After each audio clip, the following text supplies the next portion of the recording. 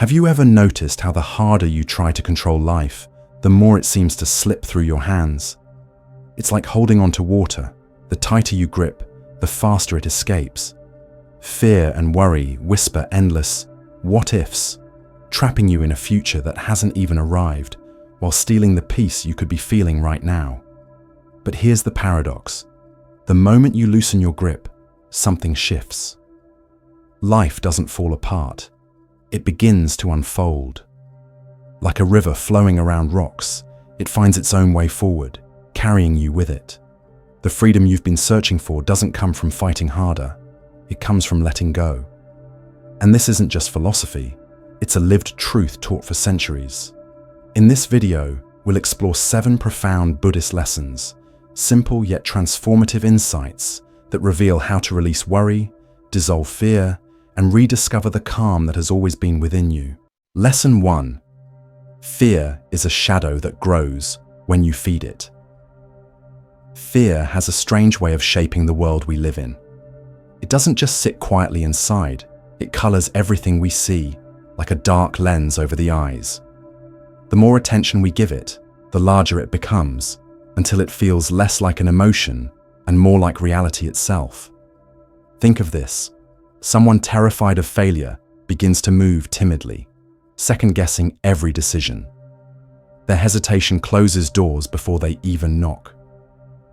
In relationships, a person who fears abandonment clings too tightly, questions too often, and without realizing it, drives away the very connection they wanted to protect.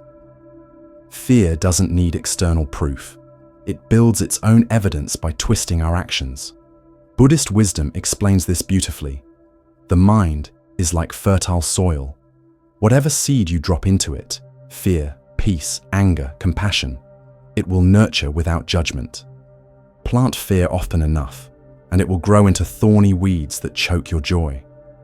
Plant calm and presence, and it blossoms into resilience and clarity. You are not at the mercy of the soil. You are the gardener. This doesn't mean pretending you're fearless. It means becoming mindful of what you're watering. Each time fear rises, pause for a breath. Ask yourself, is this thought guiding me toward peace or pulling me deeper into panic? In that moment, you reclaim your power. When you stop feeding fear, something miraculous happens. The world softens.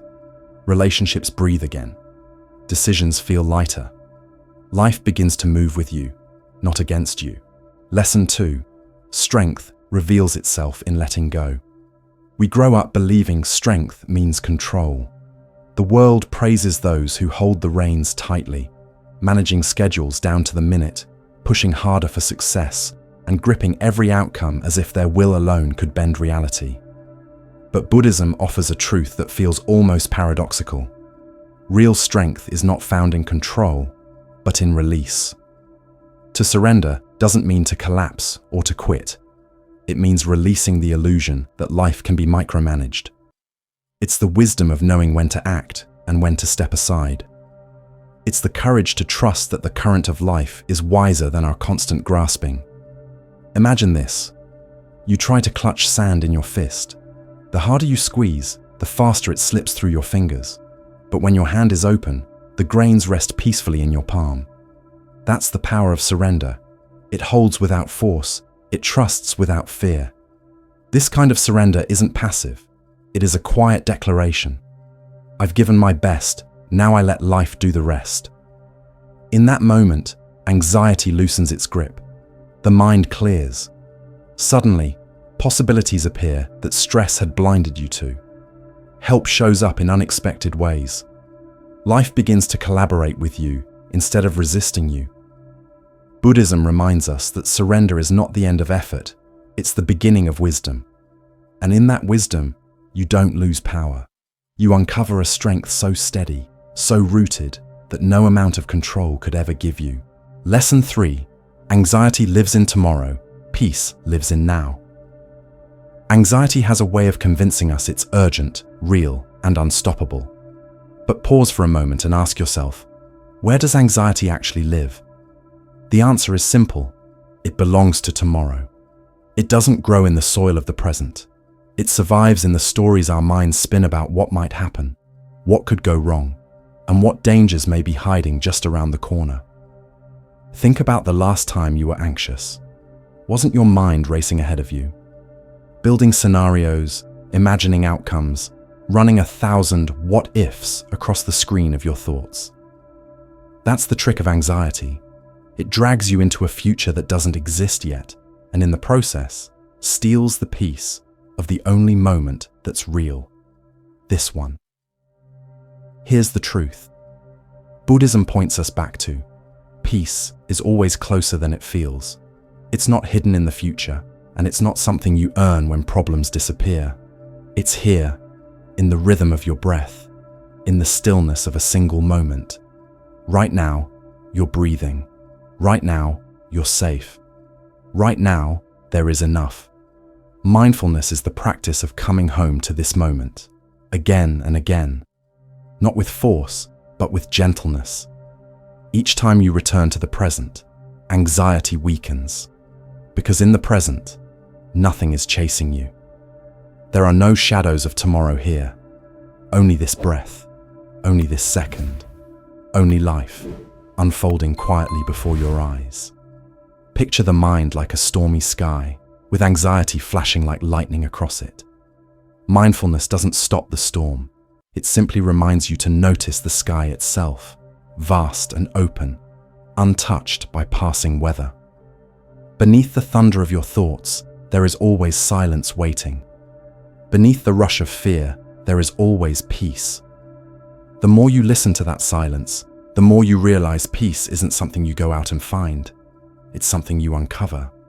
It was always within you, buried beneath the noise, waiting patiently to be remembered. Lesson 4. The weight of fears that never arrive. If you've ever lost sleep over something that never happened, you already know this truth. Much of the heaviness we carry isn't real, it's imagined. Buddhist wisdom reminds us that our greatest source of anxiety doesn't come from the world outside, but from the endless stories spun by the mind inside. Think of it this way. The mind is like an overactive storyteller, writing chapters that no one asked for. It fills pages with what-ifs, and maybe this will happen, painting disasters that have no ground in reality. And yet, we carry those imagined scenarios as if they were real stones in our backpack, weighing us down day after day. How often have you dreaded a meeting, expecting conflict, only to find the conversation flowed with ease? How many times have you feared a future loss, only to discover the moment passed quietly, without the catastrophe you envisioned? The storms our minds create rarely come as violently as we expect, and many never arrive at all. This is the subtle trap of worry. It magnifies shadows until we mistake them for monsters. We react not to what is, but to what might be. And in doing so, we suffer twice. Once in imagination, and then again, sometimes, in reality. Buddhism teaches us a liberating truth. Thoughts are not commands. Just because the mind creates a story doesn't mean we have to move in and live inside it. So when you catch yourself spiraling into anxious what-ifs, pause and breathe. Ask yourself softly, is this actually happening, or is this just a thought? That single question acts like a lantern in a dark room. It reveals how many of your fears are made only of shadows. When we stop bowing to imagined fears, life lightens. The present moment, real, immediate, and alive, feels gentler than the scary future our mind invented. And in that gentleness, peace begins to return. Lesson 5. Control blocks faith. There's a paradox hidden at the heart of human life. The tighter we try to hold the reins, the more life slips away from us. We've been told control is power, that if we can plan every detail, monitor every outcome, and grip the steering wheel hard enough, we'll be safe. But Buddhism teaches a deeper truth. Control and faith cannot walk side by side. The more tightly you grip one, the more you lose the other. Think about it. When you insist on controlling everything, what you're really saying to the universe is, I don't trust you. Beneath control often hides fear. The fear that if you stop holding everything together, it will all fall apart. But here's the question. Has control ever given you peace? Or has it only given you exhaustion? The truth is, control is often a mask. It looks like safety, but it feels like tension. It whispers, stay awake, stay alert, never let go. And in doing so, it robs you of rest. It chains you to outcomes that are never fully in your hands. And instead of feeling secure, you feel like you're constantly chasing stability that never arrives. Faith, however, is different. It is not weak, passive, or careless. Faith is strength wrapped in stillness. It's the quiet courage to say, I've done my part. Now I trust life to do the rest. Faith allows you to act with clarity without being enslaved by the result. It welcomes mystery. It honors timing you cannot predict. It trusts that even in what feels like chaos, there is an intelligence quietly unfolding. Buddhist wisdom calls this the release of attachment. You set an intention, you give your effort, but you don't strangle the process by demanding a specific outcome. Imagine planting a seed in the soil. You water it, nourish it, protect it, but you don't dig it up each morning to see if it has grown. You trust in unseen roots. You trust that growth has its own rhythm, one you cannot control, but one that always leads to life. Ask yourself honestly, are you clinging so tightly that you've forgotten how to breathe? Are you trying so hard to force the future that you've stopped believing in the wisdom of the present? Letting go does not mean abandoning effort. It means doing your best and then allowing space for life to meet you halfway. When you let go, something beautiful happens. Anxiety softens, the body relaxes, the mind grows clear, and opportunities, once blocked by fear, begin to appear with ease. Life starts to collaborate with you, not because you commanded it, but because you trusted it. Faith begins where control ends, and in that surrender, you don't lose power, you discover it. Lesson 6. Letting go is the doorway to growth. Worry is subtle. It doesn't arrive with a roar. It seeps in quietly, almost unnoticed. At first, it looks like caution.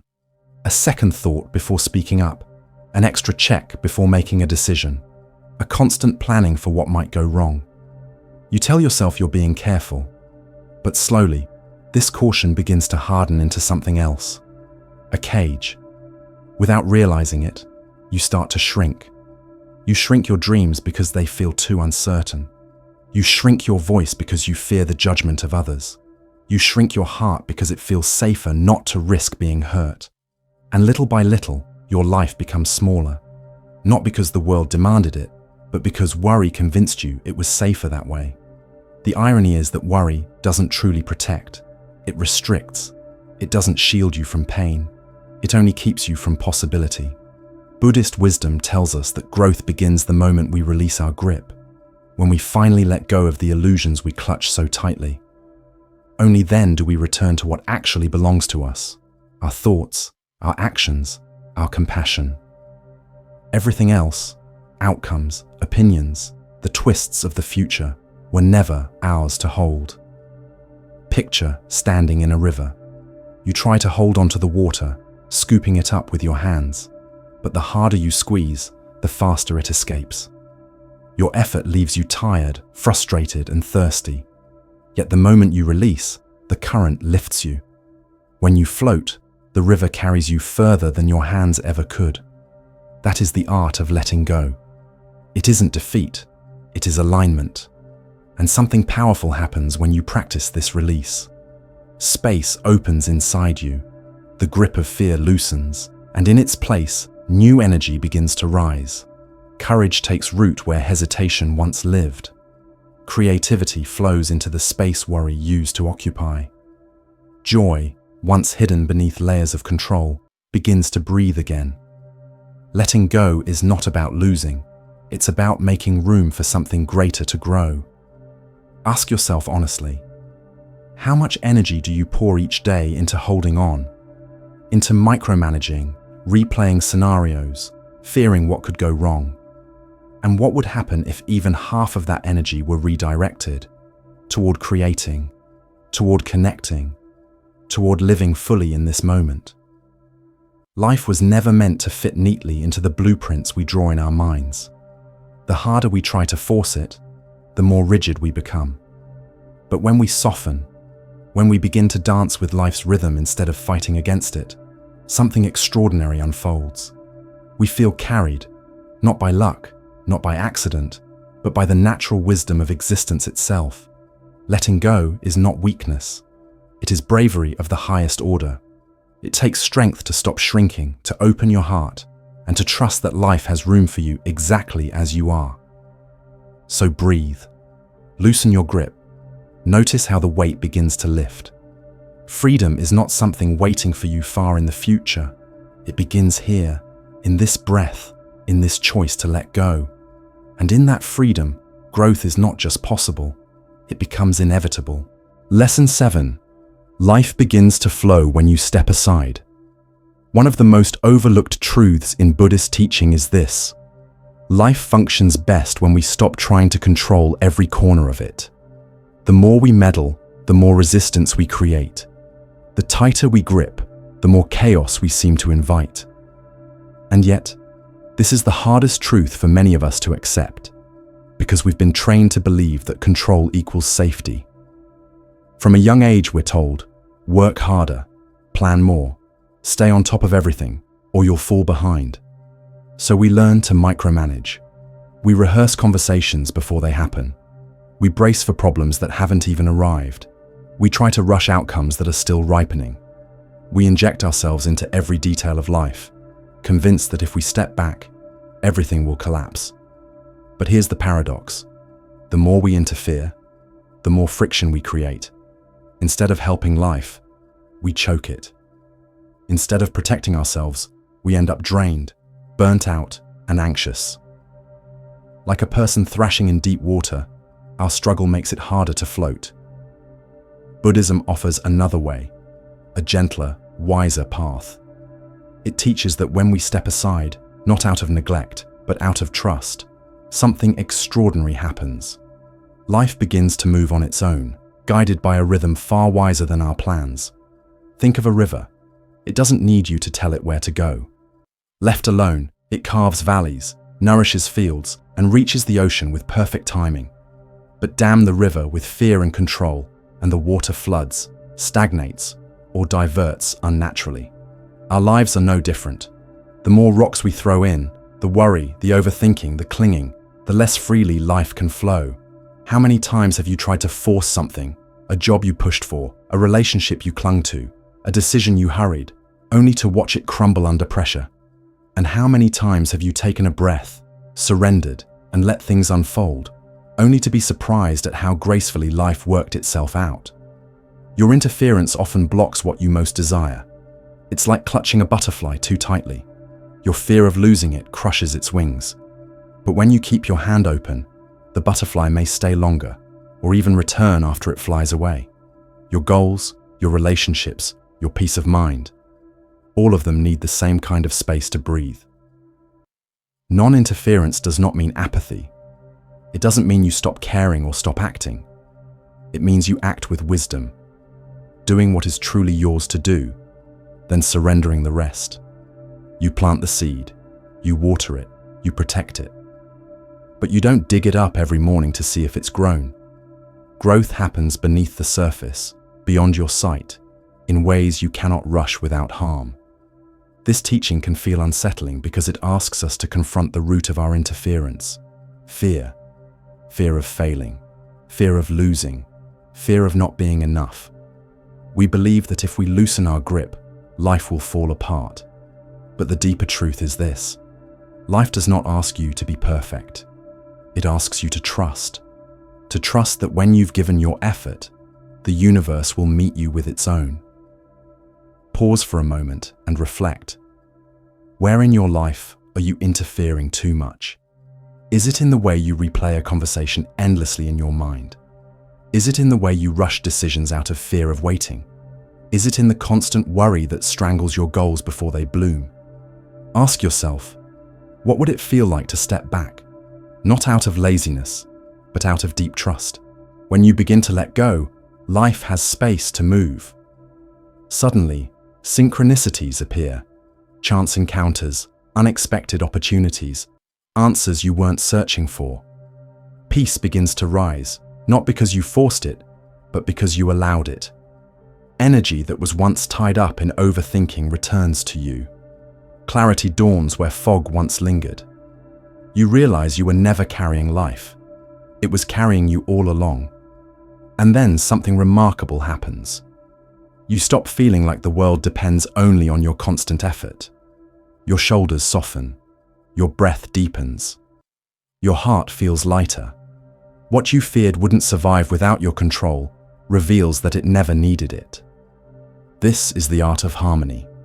Buddhism reminds us that we are not here to overpower life, but to live in rhythm with it. Life is not a machine to be managed. It is a current to be experienced. You can't calm the ocean, but you can learn to ride its waves. You can't control the tide, but you can walk with it. And you'll find that what you stop trying to force often grows more beautifully than you imagined. So let today be a turning point. Let go of one fear. Release one worry. Trust one uncertainty. Step aside in one area of your life where you've been gripping too tightly, and watch what happens when life finally has space to flow. Because when you stop pushing, you start receiving. When you stop interfering, life doesn't fall apart. It comes together. In the end, life is not a battle to win, but a rhythm to dance with. And the more you trust the rhythm, the more you discover the beauty that was waiting all along. Conclusion.